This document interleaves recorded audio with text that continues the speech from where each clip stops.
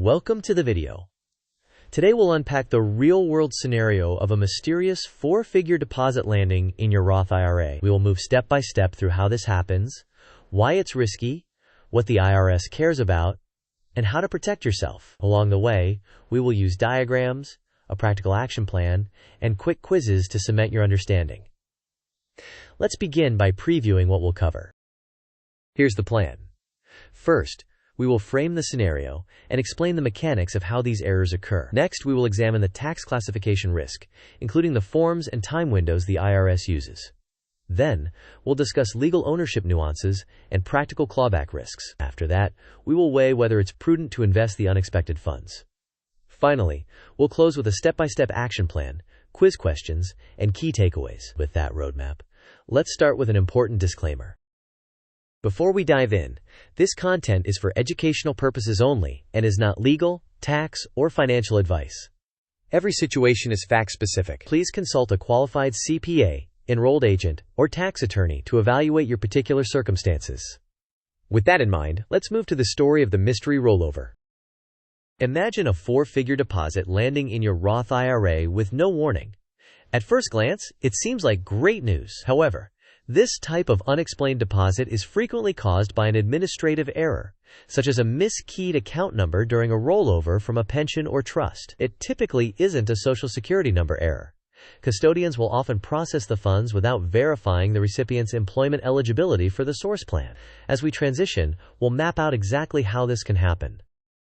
Here's the typical path. A rollover is initiated from an employer pension or a trust account. During processing, a data entry error, often a wrong account number, directs the money to your Roth IRA at the receiving custodian. The custodian posts the deposit because it matches an account number, not because they verified employment eligibility or plan affiliation. The result is that pre-tax pension funds end up in a post-tax Roth IRA, which raises significant tax classification issues. With the mechanics understood, let's turn to the question of who actually owns this money and what happens over time. Legally, the funds are not yours. They belong to the rightful owner, such as the original pension plan participant, or could eventually be treated as unclaimed property. To protect yourself, you need to make good faith efforts to identify the source and return the funds. Keep meticulous records, dates, times, names, emails, letters, and outcomes. Over time, after years of documented attempts without resolution, the practical risk of clawback tends to diminish, though it never fully disappears. Next, we'll visualize the flow and decision points. This flowchart illustrates the pathway from the original plan or trust, through the third-party administrator, to the receiving custodian, where the error posts into your Roth IRA. From there, the diagram branches. One branch captures your good faith attempts to return the funds. Another covers the possibility that the plan discovers the error and requests a clawback. And a third reflects a prolonged period with no resolution. It also includes a decision point, invest or hold cash, and downstream outcomes. If a clawback occurs, the principal is typically returned, while investment earnings are often retained by the recipient. Throughout, the diagram emphasizes maintaining a detailed paper trail. The core risk is tax classification. If pre-tax pension dollars ended up in your Roth IRA, that's, in effect, an unauthorized taxable conversion unless properly handled. If the plan or custodian failed to issue a Form 1099-R, there's a strong chance the income was never reported. Typically, a Roth conversion is reported on Form 8606 and carried through to Form 1040. Regarding timing, the IRS generally has 3 years to audit, but that extends to up to 6 years if there is substantial underreporting of income. Ignoring this potential liability can lead to back taxes, penalties, and interest. Next, let's visualize the IRS timelines to understand your exposure window. This timeline shows 3 key windows. First, there is the typical 3-year statute of limitations from the time you file a complete return. Second, if there is substantial underreporting of income, the IRS has up to 6 years. Third, if no return was filed or there is fraud, the IRS can assess at any time. Understanding where your case falls helps you evaluate whether corrective action is appropriate. Now let's support this with a comparative table. This table outlines 3 categories: a typical filed return with no substantial omissions and a 3-year window. substantial underreporting that can extend the window up to 6 years, and situations involving non-filing or fraud with no limitation period. For each, the recommended action ranges from document retention to professional consultation and possibly legal counsel. With the risk landscape clear, we can move toward practical steps.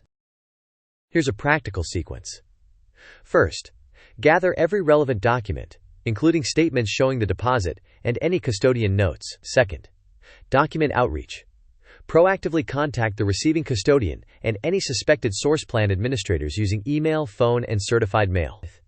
Third, consult a qualified tax professional to evaluate your facts and potential corrective reporting, including an amended return on Form 1040X and the proper use of Form 8606. Fourth, segregate the unexpected deposit for easy tracking of principal and growth. Fifth, invest prudently, rather than leaving cash idle, while planning for the possibility of a clawback. Sixth, ensure liquidity so you can return principal if asked, while tracking investment earnings separately in case they are allowed to remain with you. Finally, keep a master log documenting all actions, dates, contacts, and outcomes.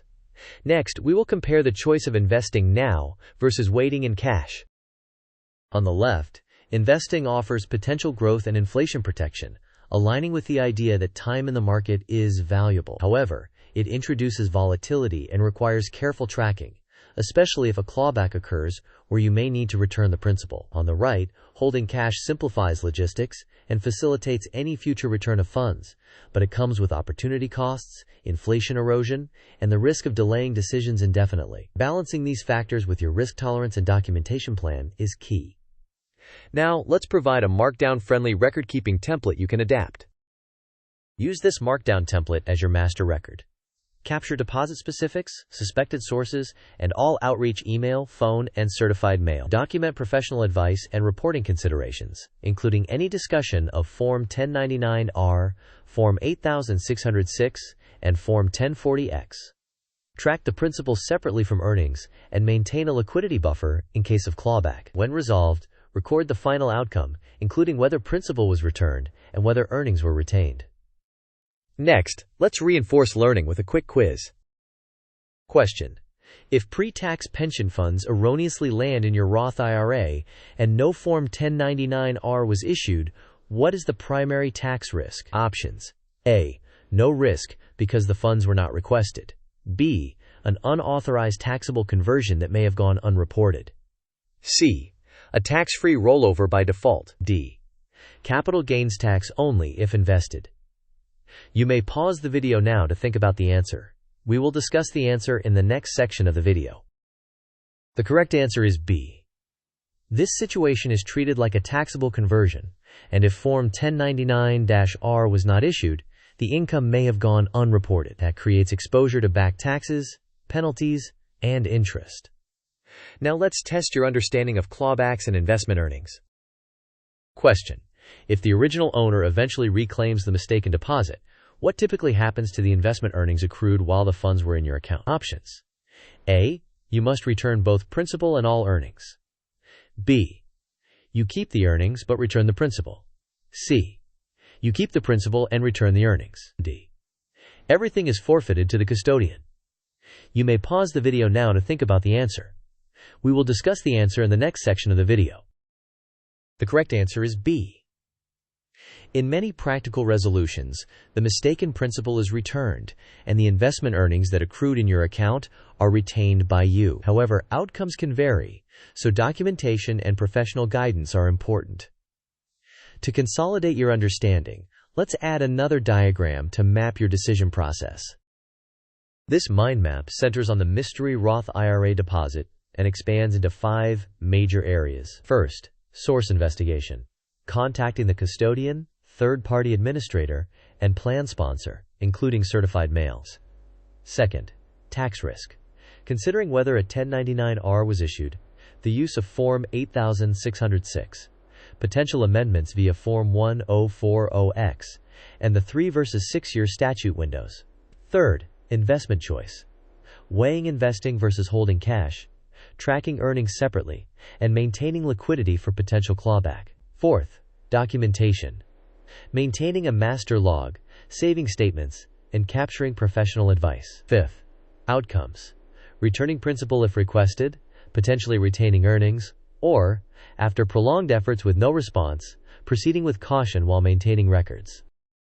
These are the essentials. First, unexplained Roth IRA deposits most often stem from administrative errors. Second, pre-tax funds in a Roth create an unauthorized taxable conversion risk. Third, missing 1099-R reporting typically means the income went unreported. Fourth, remember the audit windows.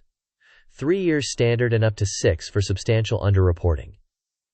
Fifth, document good faith return attempts thoroughly. Sixth, invest prudently while tracking earnings separately and maintaining liquidity for potential clawbacks. Finally, consult a qualified tax professional about corrective reporting. In closing, the most practical approach is to invest thoughtfully rather than leaving funds idle, provided you can document every step and plan for a potential clawback of principal. If a reclamation occurs, principal typically returns to the rightful owner, while you may retain the earnings accrued. Above all, proceed carefully, maintain thorough documentation, and consider addressing any reporting gaps proactively with professional guidance before they become costly. Thank you for watching. If you found this valuable, please like, share, and subscribe.